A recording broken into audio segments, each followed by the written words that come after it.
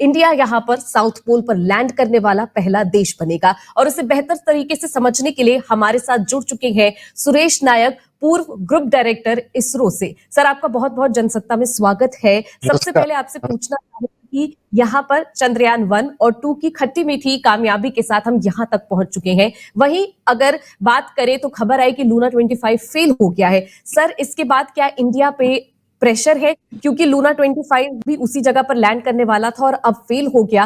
क्या कुछ उसके फेलियर में यहाँ पर दिक्कतें रही और क्या इंडिया पर, क्योंकि निगाहें अब पूरी तरह से इंडिया पर शिफ्ट हो गई है, क्या हम पर प्रेशर बढ़ चुका है?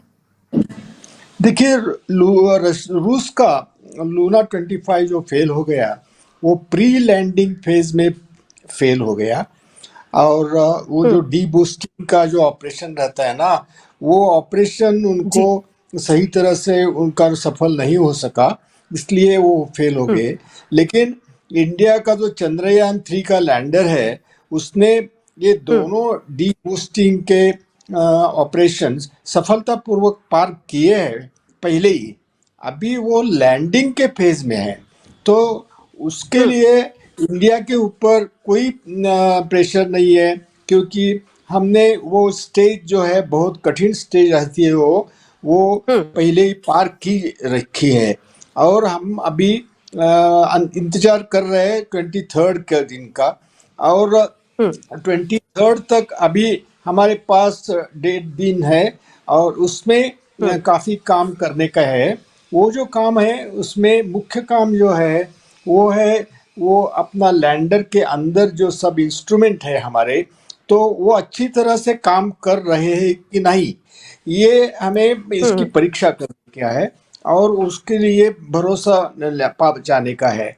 और दूसरा जो है, वो हमें काम करने का है, उसको कैलिब्रेशन बोलते हैं, क्योंकि लैंडर के अंदर बाहर वेलोसिटी मेजरमेंट, यानी उसकी स्पीड मेजरमेंट के लिए और उसकी ऊंचाई, उसके ऊपर नजर रखने के लिए 2 इंस्ट्रूमेंट है। इसके सिवा थ्रस्टर है, वो थ्रस्टर से ही वो नीचे उतरेगा, क्योंकि जब थ्रस्टर चांद के तरफ फायर हो जाता है तो उसका स्पीड जो है वो स्लो होता है, और हम कंट्रोल कर सकते हैं जितना चाहे जितना।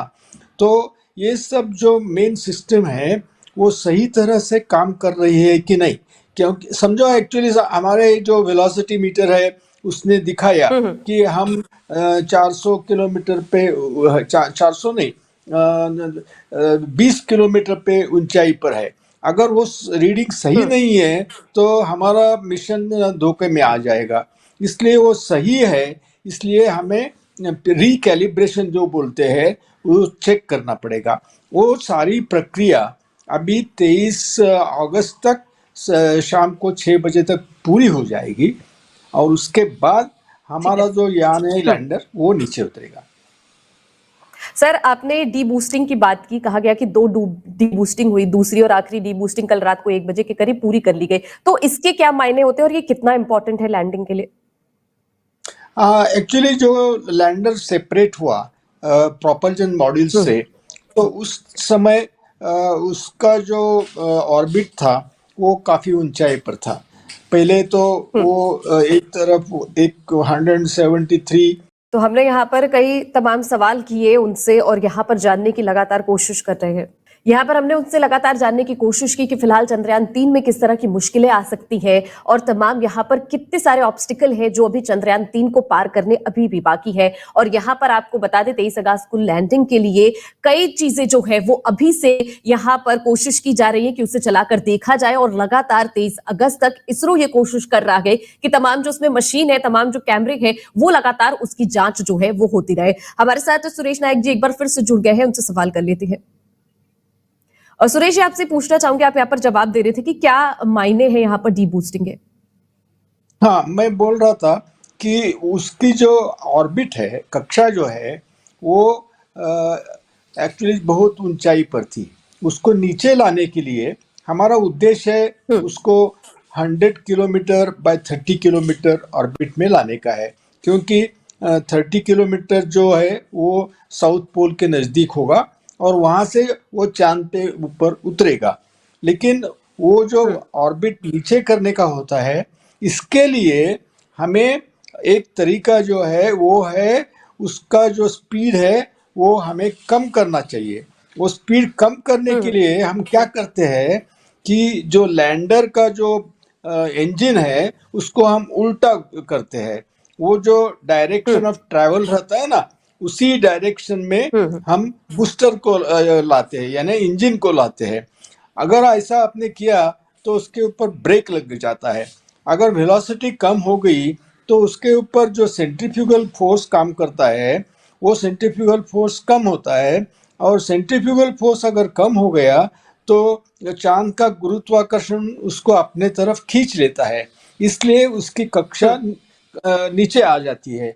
ये तरीका हमने अवलंब किया और उसका परिणाम ये हुआ कि दो ऐसे ऑपरेशन में हमारा जो लैंडर है वो सही ऑर्बिट में अब पहुंच गया है। एक तरफ है 134 किलोमीटर और दूसरी तरफ है 25 किलोमीटर। तो परफेक्ट ऑर्बिट अभी आ गया है, अभी सिर्फ हमें लैंडिंग की प्रतीक्षा है।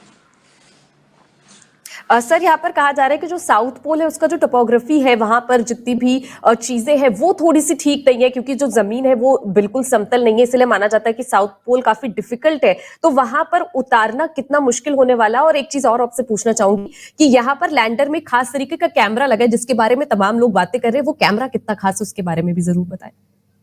अब मैं आपको पहले बताऊंगा कि साउथ पोल में उतरना कितना मुश्किल है।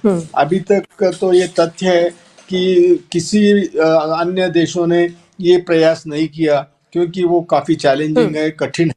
और उसका कारण दो है। एक कारण है उसका जो टोपोग्राफी बोलते हैं, यानी उसकी जो लैंड है उसका जो कैरेक्टरिस्टिक है वो लैंड जो है वो ओबड़ धोबड़ है। ओके, और खबड़ ओबड़ खबड़ बोलते हैं ना, का नीचा ऐसा है। और दूसरा जो प्रॉब्लम है वो लाइट का, वहाँ लाइट बहुत कम आती है सूरज से, क्योंकि वो चांद का जो एक्सिस रहता है उसमें थोड़ी टिल्ट है।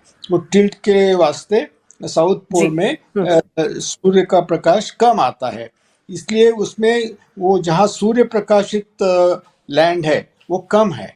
ओके, ये दो कारण हो गए। और एक कारण ये है कि वहाँ से पृथ्वी तक जो कम्युनिकेशन करने का होता है उसमें भी थोड़ी कभी कभी दिक्कत आ सकती है, बीच में कुछ आ जा सकता है, इसलिए वो वहाँ उतारना बहुत मुश्किल काम है। और हमने वो चैलेंज एक्सेप्ट कर लिया है।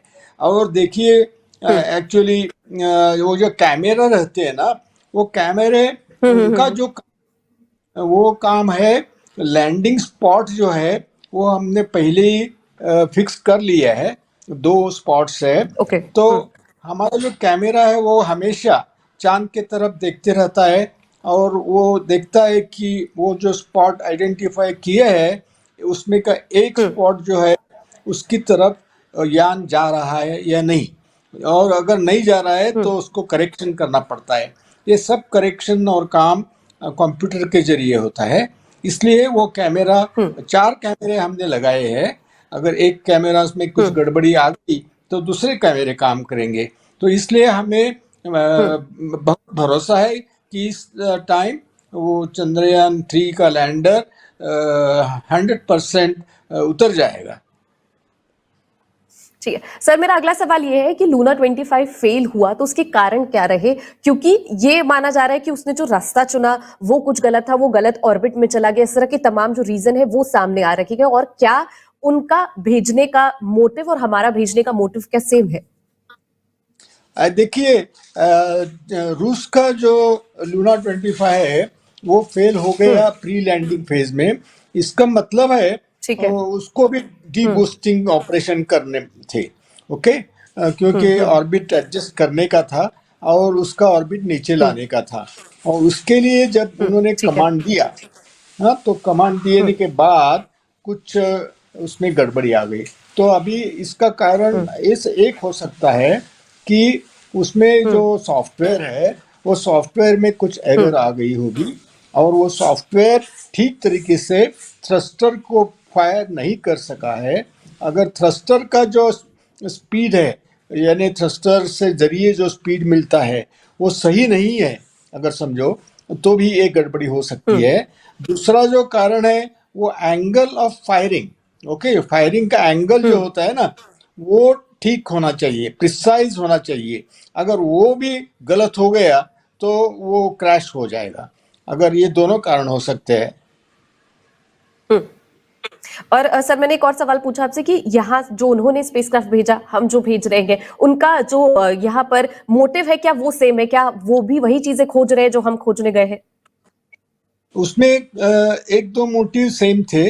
उसका एक मोटिव था, वो कॉमन था, वो है पानी का खोज लेना। ओके, क्योंकि जी। साउथ पोल के एरिया में काफ़ी गड्ढे हैं, और ये गड्ढे इतने खोल है कि वहाँ सूर्य की रोशनी कभी भी नहीं पहुँच सकती।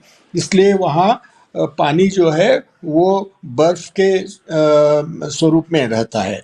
और इसलिए पानी की ज़रूरत क्यों होती है? क्योंकि हमको अगर ह्यूमन मिशन भेजने का है वहाँ, अभी चाइना 2030 में ह्यूमन वहाँ एस्टेब्लिशमेंट करना चाहता है, तो और दूसरे देश भी ऐसा करना चाहते हैं। तो जी। इसके लिए पानी की ज़रूरत होगी। अब पानी की ज़रूरत से क्या क्या फ़ायदा होगा? एक फ़ायदा ये है कि हमें ऑक्सीजन मिलेगा विघटन करने से, और दूसरा फायदा यह है कि हाइड्रोजन भी मिलेगा। हाइड्रोजन और ऑक्सीजन जो अगर दो घटक जो है रासायनिक, उससे हमें ईंधन मिल सकता है, यानी फ्यूल मिल सकता है। ओके, अगर वहाँ से हमें जी। वापस आने का है तो रॉकेट के लिए हमें फ्यूल वहाँ तैयार करना पॉसिबल हो सकता है। और दूसरा जो वहाँ बहुत इम्पोर्टेंट चीज़ जो है, तो वहाँ बहुत ऊंचाई के वाले माउंटेन भी है। 5,000 किलोमीटर का एक माउंटेन है, और दूसरे कुछ ऐसे शिखर है। वहाँ हमेशा बिजली ये सूर्य प्रकाश रहता है। ओके, और वो अगर सूर्य प्रकाश जहाँ रहता है उस जगह पे हमने पावर जनरेटिंग स्टेशन अगर इस्टेब्लिश किए तो इलेक्ट्रिसिटी हमेशा के लिए मिल सकती है। तो ये दो जो कारण है वो बहुत ही महत्वपूर्ण है। इसलिए वो साउथ पोल बहुत क्या बोलते हैं उसको, कवेटेबल यानी अट्रैक्टिव ऐसी जगह मानी जाती है, और इंडिया उसमें सर आपने यहाँ पहला पर कहा देश कि है। जो स्टेशन है वो हम बनाने की यहाँ पर कोशिश कर रहे हैं, तो अगर हम चांद पे एक स्टेशन बना लेते हैं जिससे हम तमाम ऊर्जाएं जो है वो बटोर सके, तो क्या आगे अगर इंडिया या कोई कंट्री किसी और प्लैनेट पे जाना चाहेगी तो आसान होगा? देखिए, ये जो हम एक्टिविटी करेंगे, अगर इमेजिन कीजिए भविष्य में इंडिया के एस्ट्रोनॉट अंतरालवीर वहाँ पहुँच गए, और वहाँ उन्होंने वसाहत जो है इस्टेब्लिशमेंट बना ली है। उसके बाद उनको इलेक्ट्रिसिटी के लिए प्लांट बनाने का है, और जो पानी है वो पानी एक्चुअली उनका जो वसाहत रहती है ना वहाँ तक उनको लाने का है पाइप से के जरिए। ये सब अगर हो गया तो ये इंडिया के यूज़ के लिए होगा। ओके, और अगर जो ओके। बाकी के देश है उनके साथ अगर एग्रीमेंट कर दिया गवर्नमेंट टू गवर्नमेंट कि वो हम भी यूज़ कर सकते हैं और इसके बदले में हम भी आपको ये हेल्प करेंगे, ऐसा जो अग्रीमेंट हो गया ना। मैं सुना यहाँ पर कि चंद्रयान 3 को लेकर अभी भी कई सारी ऐसी मुश्किलें हैं जिन्हें पार करना अभी बाकी है। काउंटडाउन बेशक शुरू हो चुका, लेकिन अभी भी यहाँ पर चंद्रयान 3 को लेकर कई है जो यहाँ पर इसरो के मन में है, और लगातार टेस्टिंग जो है वो यहाँ पर चालू। उन्होंने बताया कि लूना 25 हमसे अलग था, यहाँ पर जो उसके फेलियर हुए उसको लेकर भी उन्होंने बातचीत की, और यहाँ पर बताया कि चंद्रयान 3 अलग रूट से गया है, और यहाँ पर ये भी बताया कि चंद्रयान 3 बिल्कुल से सक्सेसफुल होने वाला है, क्योंकि यहाँ पर जो डीबूस्टिंग का प्रोसेस है, यानी जो आखिरी प्रोसेसिंग है, यहाँ पर वो लगातार करी जा रही है, और दोनों डीबूस्टिंग अच्छी तरीके से यहाँ पर की जाए। एक बार फिर से हमारे साथ सुरेश नाइक जी जुड़ चुके हैं, उनसे लगातार सवाल करने की कोशिश कर रहे हैं। सर आपसे यहाँ एक बार फिर से जानना चाहूंगी कि यहाँ पर कहा जाता है कि जब लैंडिंग होने वाली होती है उस वक्त जो लास्ट मिनट ऑफ टेरर आप लोगों की लैंग्वेज में शायद कहा जाता है, तो वो जो 15 मिनट होते हैं वो बेहद डिफिकल्ट होते हैं, और ये कहा जाता है कि उस वक्त साइंटिस्ट के हाथ में ये नहीं होता, लैंडर को अपने आप से वहां पर लैंड करना होता है, तो ये कितना मुश्किल होने वाला है? एक्चुअली मैं ये लास्ट क्वेश्चन लूंगा क्योंकि मुझे दूसरी चैनल पे जी, जी, मैंने बिल्कुल, अपॉइंट किया है। और बिल्कुल, मैं बिल्कुल। आपको बताना चाहूंगा कि 15 मिनट का टेरर क्यों कहते हैं उसको। हुँ, क्योंकि अगर आपको याद होगा तो हमारा चंद्रयान 2 जो है वो इसी टाइम हुँ, फेल हुँ, हो गया था जब वो पृथ्वी चांद हुँ, से 2.1 किलोमीटर ऊंचाई पे था। उस टाइम उसमें जी, काफी प्रॉब्लम आए थे। तो यहाँ हुँ, जो हर एक मिनट का जो प्रोग्राम होता है वो बहुत ही क्रिटिकल जो बोलते हैं ऐसा होता है। क्योंकि उसको अगर पहले हार्ड ब्रेकिंग करना पड़ता है। उस अभी देखिए 6000 किलोमीटर पर आवर ये जो स्पीड है वो स्पीड हुँ, 2 मीटर पर आई मीन 1.7 किलोमीटर पर हुँ, आवर इतना कम करना पड़ता है। यानी 1000 बार उसका स्पीड कम करना पड़ता है। और ये हुँ, प्रिसाइज हुँ, होना चाहिए। और लैंडिंग साइट जो है वो लैंडिंग साइट भी प्रिसाइज होनी चाहिए। अगर वो गलती से गड्ढे में उतर गया, हुँ, गड्ढे के पास एक उसका लेग चला हुँ, गया, काफ़ी कठिनाइयाँ आ जाती है। और उसकी जो हुँ, वेलोसिटी है और ऊंचाई जो है वो काफ़ी इसके ऊपर नज़र रख के उसका जो थ्रस्टर ऑपरेशन अचूक यानी प्रिसाइज होना चाहिए। अगर नहीं हुआ हुँ, तो हुँ, हुँ, पहली तरह उसका वेलोसिटी बढ़ जाएगा और उसका क्रैश होगा। तो इसलिए ये बहुत ही महत्वपूर्ण है। जी, और हुँ, उत्तेजन पूर्वक ये है, एक्साइटिंग है। और सारे हुँ, भारतवासियों जो है उसके ऊपर ध्यान लगा के बैठेंगे, इसमें कोई शक नहीं है। और सबको आशा है कि ये सक्सेसफुल होगा। हुँ। ओके। बिल्कुल सुरेश जी, हमारे साथ जुड़ने के लिए और हमें वक्त देने के लिए आपका बहुत-बहुत शुक्रिया। तो सुरेश जी ने यहाँ थैंक यू। पर बताया कि तमाम जो यहाँ पर चंद्रयान 3 को लेकर अटकलें लगाई जा रही हैं, वो अब लगभग दूर हो चुकी हैं, क्योंकि दोनों जो डीबूस्टिंग थी वो पूरी कर ली गई है, तमाम जो प्रोसेस है वो लगभग खत्म कर लिए गए हैं और अब लैंडिंग का काउंटडाउन जो है वो शुरू हो चुका है। यानी यहाँ पर अब चंद्रयान 3 जो है वो पूरी तरह लैंड होने के लिए तैयार है।